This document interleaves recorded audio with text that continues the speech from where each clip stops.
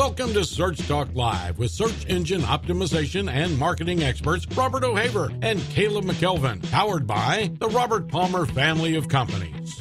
We're coming to you live from Orlando, Florida, where it's sweltering hot. It is a little warm, but I like it. It means it's summertime. Yeah, man. Today's topic is on search engine algorithms for specifically Google. I think that this is going to be a great topic because a lot of people that have websites need to educate themselves and so that they know what not to do and what to do. And these algorithms, when we go through them, we'll be able to go through them pretty quick, but we can also take your calls if you have questions on, it doesn't have to be on this topic. It can be anything regarding search engine optimization or search engine marketing. And, we'll do our very best to answer those questions. But, Caleb, you got anything you want to add before we dive into this? Yeah, Robert. These algorithms they can be a little confusing sometimes. You know, you read some updates about them, you read kind of the guidelines for them, but we're going to try to dive into, be pretty specific with how they impact your website, what you need to be looking out for, how you can make sure that you don't get manually penalized for them. And you know what? If you accidentally happen to get penalized for them, maybe we can give you some guidelines on how you can get out of it. And if you do, if you have been penalized, I highly suggest that you do call in with your questions. Not only will it be good for you, but it'll definitely be good for other listeners who might have the same questions. So please feel free to call in, and we'll dive into those questions as much as we can and break down these algorithms, these animals that Google likes to throw at us. Now, we're not going to cover on everything. We're only going to touch on the algorithms that will affect your site. I mean, I don't want to talk about Pirate, which is, that keeps was created to keep sites that do pirated software and stuff like that, because that really doesn't affect your site. Right. Unless you're obviously a pirated site. If you are one, they got one for you. Yeah. So let's get started. Now, we're going to go in the order of oldest to newest. And at the top of my list is Panda. Panda was released back in February of 2011, and it's an algorithm that was created to take sites with lower quality content that and bring the people and reward the sites that have the great content that and the things that it looks for are things like duplicate content, spam, site content that's been written obviously to manipulate the search engines. Poor quality content, too, and very thin content it really wants to focus on.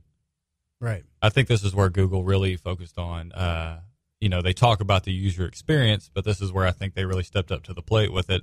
And this is where, because I think a lot of very high quality, very authoritative sites found themselves getting outranked by all of these other maybe smaller sites or sites that you could tell were spammy. And it was kind of like, what the heck? I'm trying to do everything right, and these guys are manipulating the system, and here they are ranking ahead of me, or my content's not even showing up. What's going on? I think this is where Google really was like, okay, well, let's fix this situation, and Panda was their solution. And then part of the other thing with Panda is it looks at user experience. It looks at, is it a what they call gateway pages or a landing page that, that's just sitting there that's been nothing but worked so that it ranks high in the search engines. Right. And it, the way that a site is structured and the content and the, is it stuffed with keywords, that type of thing. Yeah. I think one good way to look at it is Google sees your website as part of their business, and they're wanting to provide the best possible services for their users, and they're going to filter out the ones that are bad and get rid of them, fire them, cut them off. And here's how they're going to provide the best possible services that they can to their users. And with the high quality content, with, they're focusing on the intent, on you're trying to buy something, whatever it may be, providing the best results, providing the best pages that are relative to what you're searching and going to provide what you're looking for. Right. And so this quality content, that's where they try to focus on this with the Panda updates. and how accessible is your site? Is there, is there some manipulation going on there? Is there, is the site, when a person comes to the site, is it easy for them to navigate, or is there, some kind of, I can't even think of the word, but the major thing is having a site that has quality content and a great navigation in that thing. That pretty much covers Panda. It all goes back to your on-page optimization and what you're providing for that user. And Google doesn't like to be manipulated whatsoever, and they don't want you to manipulate their users, because if they put out something bad or they mislead or the user is misled, they feel like they're the ones who are misleading them. And so with that, they're going to penalize your site if you're part of the problem, or you're going to see your rankings drop if you are part of the problem. You might have seen you on page 1, or you might see highly ranked for certain things right now, but it's going to catch up with you. And that's one thing you'll see with all these algorithms is you might see small things maybe rank or higher or above you, but eventually you're going to get caught. And so that's one thing to make sure you keep in mind. Right. Relevancy of a site is so important as well when it comes to Pandas, because, one thing that Google measures is, are people coming to your site, and are they going deeper into the site? Are they looking for, is what they're landing on relevant to what they're searching for? Right. And that has a lot to do with your rankings, obviously. So if someone comes to your site and they make a purchase quite a bit, or they stay on there because you have good quality content and they're reading different pages, that's a signal for Google that says, hey, this is a quality right. site. It's very crucial not to mislead the user. I mean, if you're telling them that you're going to inform them of something, and they're looking for financial information or political information, and all of a sudden they click to your site and it's something to sell them something, then that's obviously you're definitely misleading the user, and it has nothing to do with what you're talking about. Or if you are offering that information and it's very thin, poor quality content, then that's going to be a major issue. Yeah, and then also it'll look for pages. If there's duplicate content on the site, then it's going to pick one of those, unless you've structured your site in the right way. It's going to pick, especially if you're on a WordPress site where you're using tags and stuff like that. But it's going to look at that site, and it's going to say, okay, this has 3 different pages of this particular topic. It's going to pick one, unless you say, with a canonical tag or something like that. It's going to pick the page to rank out of the other and drop the 2 out of the search results. So those are things you need to watch out for. Now, for this poor and quality content, Robert, is there anything that our listeners and users could use to kind of judge whether their content is quality, or if they do have thin content, and if they can change it? How can they make sure they're not getting that or not having that type of problem? Oh, there's a lot they can do. I would say my rule of thumb anyway is, when I look at a page, is, does it give value? Does it have content that I can walk away with and know something new? Or is it a product or service that a user would possibly want? And it gives the good information as far as features and details of the product or service.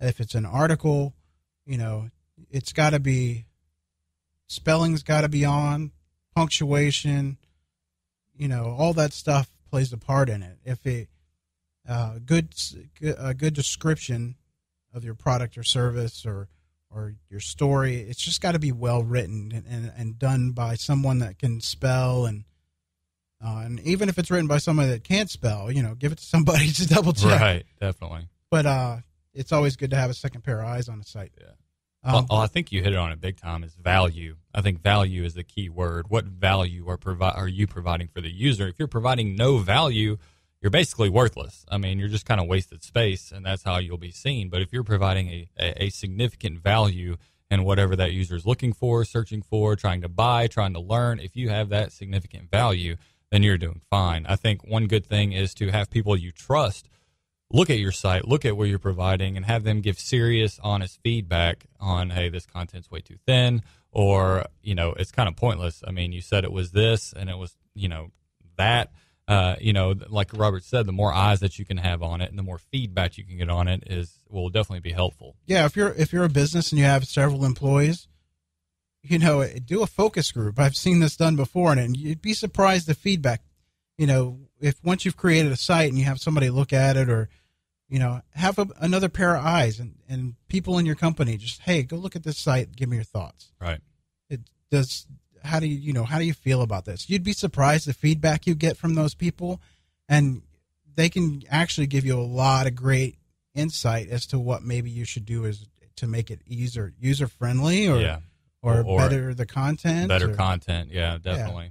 But I mean, if you have a site that has very little content, chances are it's not going to rank. Right. You want to make sure that you have a good mix of quality content, and it doesn't have, there's no magic number.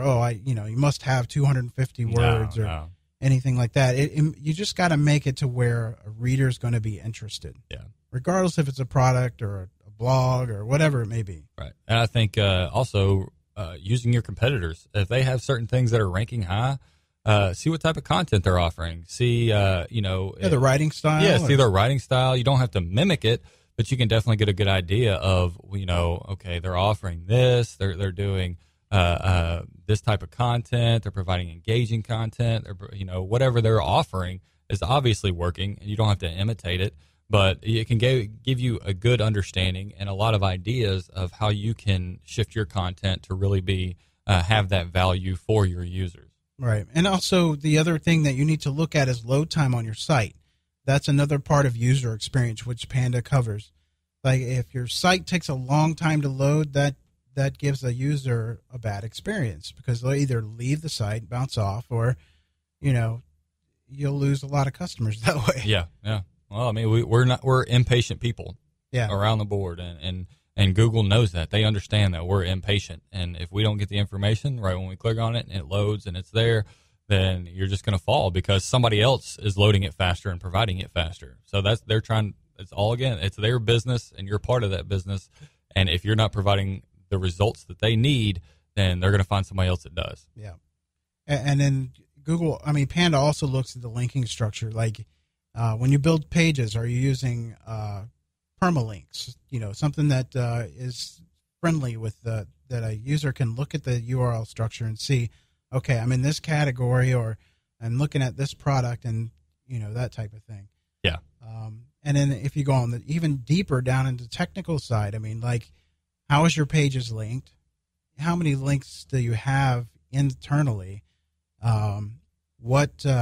Your style sheets, how many style sheets do you have? Are they causing an issue with load time or JavaScript or anything on your site that might cause an issue with user interaction? Anything you see, you've got to ask yourself, all these questions. Yeah. And you really do. You got to stay on top of it, and you got to assess what you're offering in your website consistently. If you really want to stay on top of your game and really achieve the results that you desire, it's not, like we said, it's not a set it and forget it kind of thing. You got to, you got to play doctor with it. You got to read the symptoms, and you got to go out there and fix what is going wrong. Right. And I think that some tools you can use to actually look at this stuff from a technical aspect. I've talked about this before in other episodes, but you can use Pingdom Tools.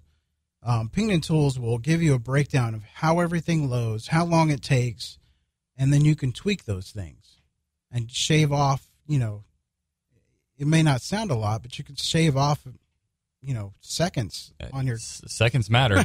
Honestly, when it comes to search results, seconds matter. And I've had sites where, they were optimized great, but once I sped the site up from doing an analysis on the back end, the rank shot up probably 10 levels in the search results. So, that's a huge part of it, too. Yeah. And I think that pretty much covers Panda. That's Panda. If you got questions about it, please call in. I know we touched about it. We went in depth on some things, but if you got questions about it, please call in. Yeah, let me give you that number, too. If you want to call in with your questions, the number is 855-722-0006. Again, that's 855-722-0006. And let's see. Next, we're on to page layout. This was released back in January 2012, and it's mainly to hit sites. A lot of blog sites got hit by this, but the page layout is basically if you have a lot of ads on your site. If you've got 10 ads on one page, this algorithm is going to knock you down. Because again, it goes back to user experience, and it almost could be part of Panda. Yeah, it really could. But it's they don't want a ton of ads on a page because it just ruins the experience for the searcher, and it looks spammy. Well, it almost feels like you go on the website and you're bombarded by car salesmen. I mean, it's like going onto a car lot, and it's like, what do you want? What do you need? Let me sell you a car.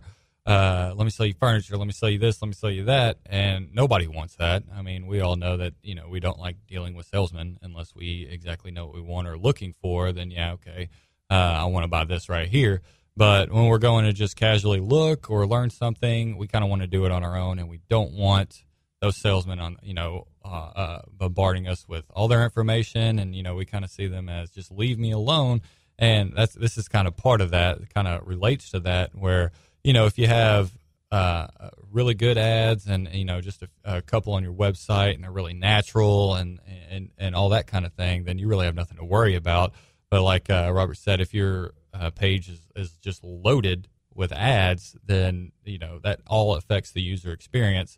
And we all don't want to see that. I mean, nobody wants to get on a page and just add all over the place. So right. A rule of thumb, I would say, and this is not a hard number. They'll take me for that. But 3-4 ads maybe on a page. And again, like Caleb said, it kind of goes down to your layout. So you want to make sure, they're just not bombarded when they come to your site. Yeah. I mean, it's kind of a strategically placed thing because, I mean, if you load a page and all of a sudden there's 4 ads right at the top and blinking lights and click here and let me sell you this, it's going to be like, okay, well, that's all this site wants, but if you're reading and learning and going through the content and there's a ad to the side, I'm not going to lie, I'll take a look at it, see what it is, and then go back to reading because, I mean, it just seems natural. And it's like, okay, there's an ad there. It's like a commercial, so on and so forth. But, if they click on your site, first thing they see is ads, then, that definitely impacts the user experience in a negative way. Yeah. And that covers that ad. It's not much, that algorithm. It's important, but it's to the point. Yeah, so that is it. It was definitely worth a mention because there is a lot of sites out there. I've seen them that have overabundance of ads. Yeah. Next one is the big one. This is the one that gets everybody. Well, not everybody. A lot of people. A lot of people got affected by it. They'll get manual actions, and just their site just drop overnight, in seconds. Once it's, well, not seconds. Overnight, their traffic goes from, 100,000 a month to 0. Or. Well, it's all about them links, Robert. Yeah. All about them links. So what we're talking about is Penguin. Penguin is an algorithm that was released back in April of 2012. And so far, when we've talked about Panda and Penguin, these algorithms are constantly updated and tweaked and that type of stuff. For a while they weren't, but now they are pretty consistent. Yep. But Penguin was launched to go after sites that were using spammy or black hat techniques to build links, and this is Caleb's specialty. So. Well, if there's one thing I can tell you is please do not buy links. There is no point in buying them. They have changed the link building process. And, I read this. I believe Mr. Fishkin said this. It's not link building anymore. It's link earning. And that is completely true. To an extent. To an extent. I mean, you can build some links, but it's all about making sure that links are as natural as possible. You're not manipulating the user. You're not using exact match anchor text. Excuse me.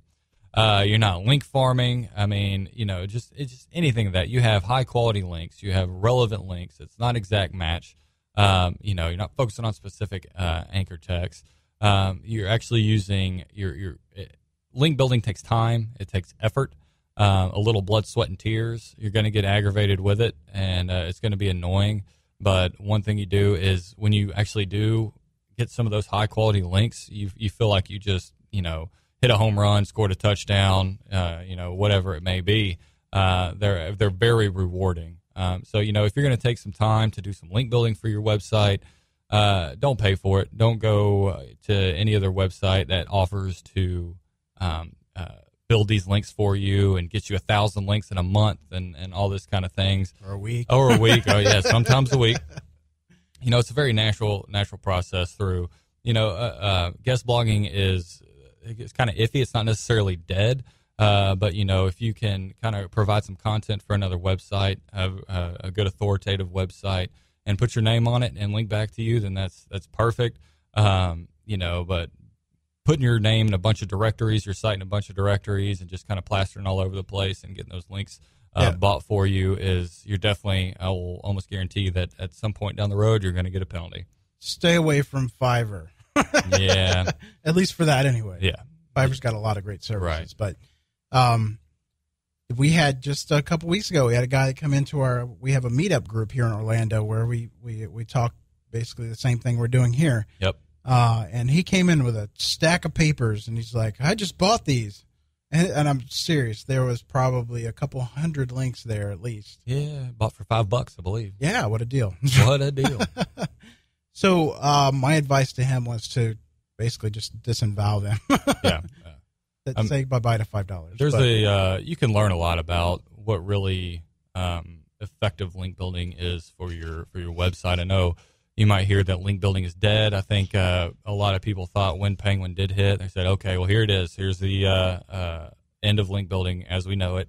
It's going down. But it really hasn't. Effective link building that you do naturally over time and really build those relationships, it's going to help your website in many ways, including rankings, driving traffic, and also build your own authority, because that's it's a ranking signal, and it's basically a stamp of trust when you have an authoritative site linking back to you. It's a stamp of trust that Google sees. It says, okay, this person, they have good quality content. Another authoritative site thinks that as well, that we view in high regard, then this must be something. So. Yeah, and I want to dispel some rumors and misconceptions about links. It doesn't take 100 or 1,000 or a million links to make your site link. Nope. It could be as little as 10 or 5 if they're good quality links.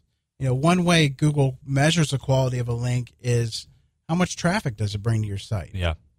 If it brings more traffic to your site, then Google looks at that because it sees all this. It sees where that traffic's coming from, and it says, wow, this guy got 100 people from this link or from this website.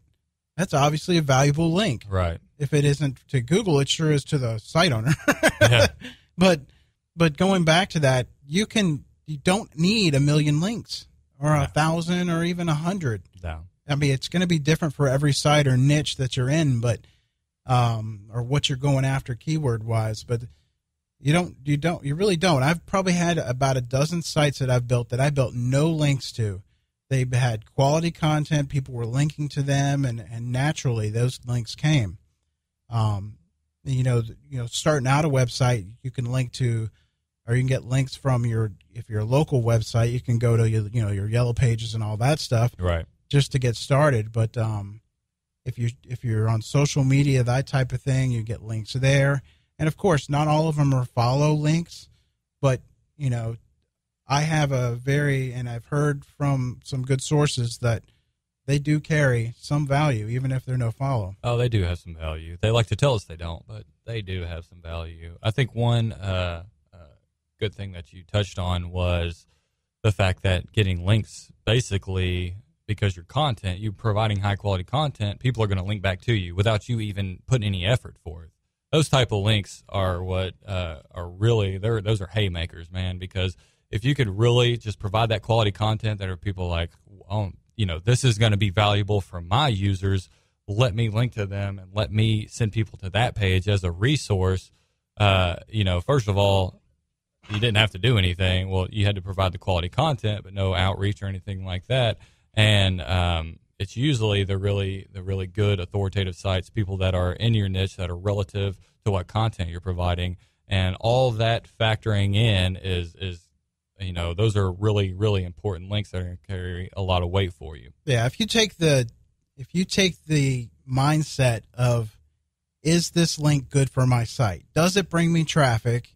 Does it, is there a value, just kind of like what you do with content and everything? Does it give my site a value? If it's just a link to get a link to try and get rank higher in the search engines, you got the wrong attitude about it. Right. And it used to be a lot of work because you did need thousands of links. But now with this Penguin algorithm, it looks at sites that you're linking from. If the site that you're linking from has a penalty, or if it's a spam site that, just total crap, and usually that's what you get when you buy links from, Fiverr or something like that. Yeah. They're never quality authority sites, or they're back into some site that, pages that were lost, 10 years ago. Right. There's no value there. No. It's just a link sitting there, and then and even if they have nothing to do with what you're about. I mean, if it's if you're a whatever it may be, if you're into have a financial website and you're something that's totally crazy, totally off base, that has nothing to do with finances, and you're on a low authoritative site, then that's going to throw a red flag up right there. Yep. And obviously you want to stay relevant. Like if your links are coming from different sites, obviously the natural ones you can't control, but the ones you're going out and doing outreach for, you want to make sure that they're relevant sites. Yes, as relative as possible. You make sure that they come from something that has to do with your business. Yeah. Or something on that topic. Especially if you're writing a guest post for someone. If you find a really good site and build a relationship with another site owner, and they're like, hey, would you mind if I wrote a guest post for your audience? I got a really good topic that would be great for your audience. Or if they reach out to you and be like, hey, I really like what you write and what you have to say, make sure that that's all inside your niche, all inside your topic, and relates to your audience and their audience, and it's all big one circle. Yeah, and there's also things you have to watch out for. Say you hire an SEO to go out and do this stuff for you. You want to watch out for sites that they call it private blog networks, those type of things. Yes. What these SEOs do is they'll build 50 or 100 different sites just so they can use them to build links to your site. Yep. And you'll have no idea. Yeah. You'll think you get a guest post on some other site, and they built this whole farming system to be able to put a post up and link back to you, and it's farming with all these other sites. Google hit hundreds of sites with this, and the penalty will follow that the linking structure. So if you have 100 links pointing to your website from this blog network, guess what? You're penalized because they've tracked you down. It's basically you're the scene of they went to the scene of the crime and then followed the trail right. of blood or whatever. Right. But that's the other thing. And then when it comes to linking, even if you're doing an outreach, you want to make sure that you have a great different anchor text. You want to make sure that the anchor text is not the keyword you're always trying to rank for. Uh-huh.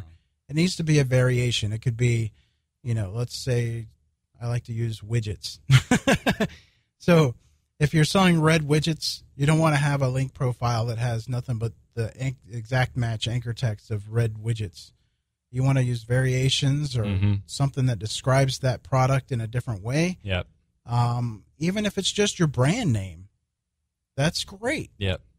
I think brand name that's safe. I mean, building your brand, even if you're being linked inside a certain area of content, it does take into consideration the content and the links that are around it. And even with your brand name, it's going to focus on that content and what it's actually being linked to as far as the page goes, whatever it may be. So staying branded is a safe bet. You don't have to do it every single time, but it's definitely a safe bet. Yeah, and it goes back to like when you're also link building. Sometimes you don't use anchor text at all. You just use the URL, but you want to make sure that your URL is structured friendly. So maybe it has your product title in it or something like that. If it's red widgets, yourwebsite.com/red widgets or something. So it's descriptive. And then Google picks up on that. Yeah. Don't get caught in the mindset that the only way you're going to rank for a keyword is the pound links into it, and just keep funneling and funneling. Every time you get a link, it's that specific keyword. A lot of people get caught in that, and even the smaller sites that are like, how am I ever going to rank for this? They start doing that, and it really ends up hurting them in the long run, and it's going to. So, don't focus on that specific anchor text and keyword. You want to keep it natural, branded, and it takes into consideration the content. So just focus on the context and not the keyword. Right. And then, Google also don't just look at the text. It looks at the page and the co-citation around those links. So it gets a good idea of the description of the site that it's going to, or if that's why it's so important to be on a linked from a site that's relevant to what you offer. Yes. Because those are signals that it picks up on before it spiders that link. So when it spiders that link and sees, the page it went to is relevant, that's another signal. So if you keep that quality up, again, you don't need 50, you don't need 100. There's no magic number, but you want to do it in small, bite-sized chunks if you're going to be doing link building yourself. If you're a content site, you can rely on your social media, people sharing your content, those are all good things you can do. Right. That gives signals to Google what your site's about. Yeah. And you can build links by getting your content into the right hands. You use your users, people who follow you, your social media, to get your content out there, to share it with who they know, their audiences, get it in other people's hands, and let's see what they can do with it. And you might be surprised you can actually get some pretty authoritative links back to you just that way. Right. And then I think that pretty much covers us on Penguin. Yep. We touched on the main meat of it. So I have knowledge graph here. That's not really an algorithm that's going to affect or cause or affect you. We could talk a little bit about it, but let's move on to exact match domain EDM update. Now, what the EDM update is for sites that launched. It launched back in September 2012, and to prevent poor quality sites from ranking, have that exact search term in their domain name. So if your site is buy red tomatoes here or something like that, it took those sites and lowered those. Not necessarily it lowered them, but it didn't always give them a top tier just because of the name of the domain. So it kind of, I don't know if it devalued it, so to speak, but it definitely brought that down. And that's the EMD update. I think I mispronounced that. But it's for exact match domain. So it's like I said, it didn't really penalize a site, but in a way it did, because it gave the chance for other people that are in that niche or product category to rank higher instead of those people, searching, with that exact match domain name. So that's a real simple one. We covered that pretty easily. Now let's see. I think the next one should be payday loans. And Caleb, would you like to talk about that one? Let's see. All right. Yeah. So, like we said, this update was designed to combat specific search queries that tend to have a high number of extremely spammy results. Yeah. Yeah. So what it is that it's, if you're selling basically you don't have to be a payday loan site to get hit by this. It definitely, that is on the list. They were hit. But I mean, if you're selling Viagra or those type of things, any site queries that were really hit a lot with spam, links and everything else, the porn industry, that type of thing. Those were all hit by that. So it really doesn't have a large effect, but it did affect some financial institutions that maybe came across as, a payday loan type site. And then that covers that one. That was June 12th, 2014. Now we're going to skip ahead to July 24th, 2014, which is Pigeon. You want to talk a little bit about Pigeon? Yeah. Pigeon was really, it really focuses on the local search result aspect. So, this is a big one for local businesses. They really wanted to provide the best possible local search results, and a lot of local companies found themselves getting outranked, not even showing up for local searches. It was more national, and so this is kind of where they were able to combat that a little bit. And this is really big for if you are a local business, it is really big that you are in very high quality, and this is kind of my link building background, very high quality local directories. As long as you're listed in very good local directories, you have an active account, your information is consistent. It doesn't have to be on all of them. Google Businesses is a big one. Google Business is a big one. Yelp, Yellow Pages. You really need to see where some of the your local competitors, if they are listed in those, kind of see. It's good to have about, I'd say, 10 to 15. You don't have to have 50 or 100. A good 10 to 15 quality local listings. Yelp sometimes a lot of these local listings will rank higher in search results. With correct information, with maps on it, with local citations, a lot of reviews on it. If you're able to get a lot of reviews and you're able to have a lot of visitors to that Yelp page, it might rank higher than your actual page. And it's important that if you are a local business, your contact page is very detailed with your information. It provides good quality information. You integrate maps into it, and you provide the best possible local information for the search engines. And I'd have to say, not that I am a Google fan, but Google Plus probably should be your first place. If you're a local business, Google Plus and Google Businesses should be your first place to be your listings, simply because it's Google. Yeah. The Pigeon algorithm looks for those citations, and it looks not just on your site, but it looks on your social media, that being Google Plus, or your business local pages, your Yellow Pages listing, Info USA. I think they changed their name. I keep calling them that, but what is it now? Do you know? I'm not sure. I know they changed their name. I can't remember which one it is. Anyway, that's not important. But the thing is, it looks around the web, and it looks for, is your address the same on every site? Are you trustworthy? Yep. How long have you been in business? How long has your website been there? All those things kind of go into Pigeon because it builds that credibility for your local business. Yes.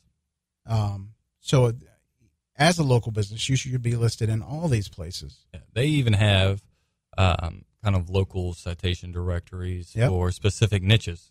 Especially the restaurant one. The restaurant one is big. Urban Spoon and all those kind of sites are really big. It's important to be listed. They provide a lot of information, and it's big to be listed in those. But TripAdvisor, Travel Advisor, all these kind of things. It's really important. You find specific ones in your niche. But make sure wherever your information is listed that it is correct across the board. You want to have it consistent. Consistent, absolutely. It gives a very good description of what you offer. Yeah, definitely. The services you offer, times, the days you're open, and times you're open. Be as specific as possible for your user. Make sure, especially mobile, they can click to call. If you have a phone number on there, they can call it and receive any information that they do need. But make sure that your information is clear and consistent across the board. Yeah, I think that goes not even just for local businesses, but any website that has any business. Yeah. Because I'm hearing talks and I'm seeing documentation that Google's looking into that as a possibly being in the future a ranking factor. how trusted is this site? How many reviews does it have? How many, is their information consistent across the web? Yeah. Where are they, where are they socially and all that stuff? Right. And if you are a local business, restaurant, whatever it may be, and people have used your services, encourage them to leave reviews on these sites. It does make an impact. Having an active site like that, it helps out tremendously. But have them provide feedback, and that's something that you can use yourself when you are, explaining your site, building links, whatever it may be. That hey, people enjoy what we have to offer. They want to provide feedback, help our audience, help other audiences and users. But have people active actually on your local citation listings. Yeah, and the great thing about that too is not only are you giving Pigeon some great information, but you're also building links at the same time. So yes. That goes back to Penguin. Yes. And you're building good quality stuff. So yeah, it's good quality links. And, that's one of the ones that you're still building. You can actually build those, and you can actually go in and manage those type of listings and those links. They do have an impact. It is important to have those for a local business. So don't think you can just skip over and be like, oh, okay, well, they really don't matter. They really do matter. And, when people are searching specific things, your search or your Yelp listing, your Yellow Pages listing, whatever it may be, could pop up, high in the rankings. Right. And I think that covers Pigeon. I think we covered that pretty well. Now, the next two that I have left are pretty simple. I mean, there's not a lot to explain about it, but the HTTPS or SSL update. Google announced back in August of 2014 that if you secure your site with a 2048-bit encryption, that you'll get a little bit of bump in your site ranks. There's a lot of good reasons to have a secure site, regardless if you're e-commerce or you're not selling a product. If you're just a blog or anything like that, it allows your site. It keeps it from getting hacked. It keeps people from, a whole slew of things, and I don't really want to go into it right now. But and there's some things I just don't know because I didn't go deep into it. But it's basically, if you have SSL on your site, it'll help you rank and protect you from your site getting hacked, which has actually happened to me. Not my site, but client sites. So yeah, let's move on to April 2015. Mobilegeddon. Sounds like the world's going to end. Yeah, it wasn't too bad for me. I don't know, but it wasn't all it was cracked up I thought it to be. No, it was a little Y2K experience, felt like. Basically, what Mobilegeddon is if your site is mobile friendly, again, you're going to get a bump in ranks. It's going to help you. I mean, it's not going to just help you because it gives you a bump in ranks. It's user experience. If most people nowadays are on mobile devices, especially if you're driving people from Facebook, they've got the biggest amount of users that are all using mobile phones. I mean, I think it's high 90s or 60s or something crazy number like that. But and pay attention to your analytics, and if it makes sense to you, if you've got 20 or 30% of your traffic is mobile, then you need to get on board. I mean, you really need to do it anyway, because most sites nowadays are mobile friendly. So, and this algorithm is basically if you do get a mobile friendly site, whether it be a jQuery or which I prefer, a responsive template or site, you're going to have a big bump in rank. I wouldn't say big. Let's go back. You definitely see a difference. The reason I like responsive is because it's one site. It's not two different pages that you have to change content on. Right. And it's one template. You can't make mistakes and block one site or whatever like you can with, mobile sites versus that. But in this case, if you're not mobile friendly, then you don't have to worry about it, because it's not that it's going to hurt you, but like if somebody's searching for something you offer in a mobile phone, they're going to show the mobile-friendly site versus your site. I guess it could hurt you, depending on what you offer or how many people search on your site for when they're in mobile. So, the idea is to get mobile-friendly. It's crucial, especially now. It's crucial. Now, like I said, we are taking calls. This is the last algorithm we were going to cover. But the number to the to call us is 855-722-0006. You have anything you'd like to offer? Add?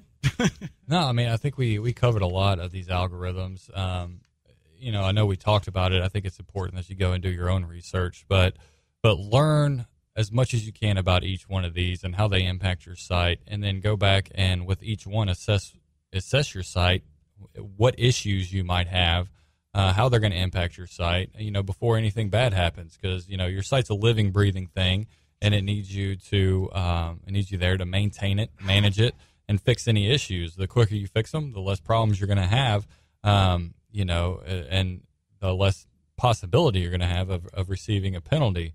But make sure you stay on top of them, especially updates. If you don't follow any type of SEO blog or any SEO experts, make sure you do, because they're always talking about these updates, what's coming out, how it's going to impact your site. Read as much and study as much as you can, because if you don't and you forget about something, it could have some big consequences. I'd have to say the takeaway from this show, we've gone through all these different algorithms. They all have something in common, and that's user experience. Definitely. So, and when it comes to getting links or whatever, please do not buy links. Don't go to Fiverr. I know I keep saying Fiverr, but Fiverr's a great site because they offer a lot of different things. They do. I'm not links. Not downing Fiverr, but don't go out and a lot of the problem is it's just not being educated as a site owner.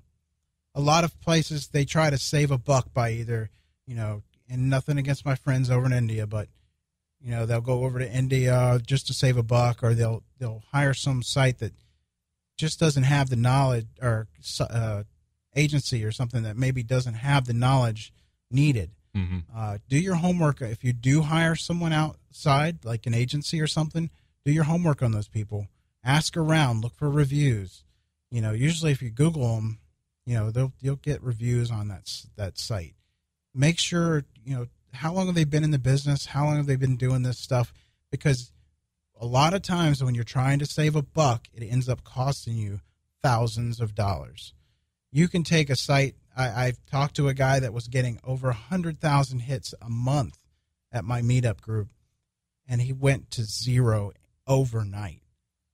That is just so destructive to a person. If you go from making all this money and bringing in all this stuff to nothing, yep, because you tried to save money on building links, that's just horrible. I feel so sorry for the guy, and it's not because he was trying to be destructive or try to be manipulative to the search engines. He said, hey, I need links. I'm going to hire a professional to go out and get me links. Yep. And what happened was devastating. It's just all about not knowing. Yeah, and he didn't go to a professional. He was trying to save money. So he went somewhere else. And what ended up happening is he lost thousands, hundreds of thousands. He's still trying to recover from the penalties that he got. Yeah. So if you take anything from this episode was this 4? 4. Yeah. You take anything from this episode, please do your research. If you link building, like we said with link building, it doesn't take a lot of links. If you just stick with quality, and ask yourself every time you see a website that you want to link to, what's the quality of the site? Do they get traffic? Will they offer you traffic? It's the same thing as a customer going to your site. Does it offer value? Yep. That's all you have to do is ask yourself that. Yep. You build one good link, and I guarantee you it's worth 100 spammy links. Oh, a lot more is going to come from it, and more opportunities will come from it. So that's the crucial thing. All right, guys. Well, I think that's the end of the show. Again, we're here every Tuesday from 3:30 to 4:30. You can call in with your questions live anytime, and the number again is 855-722-0006. 855-722-0006. Have your questions handy next week. Thanks for all your support. I'm Rob. And I'm Caleb. Thanks again for watching or listening to the show. Search Talk Live is a presentation of the Robert Palmer family of companies.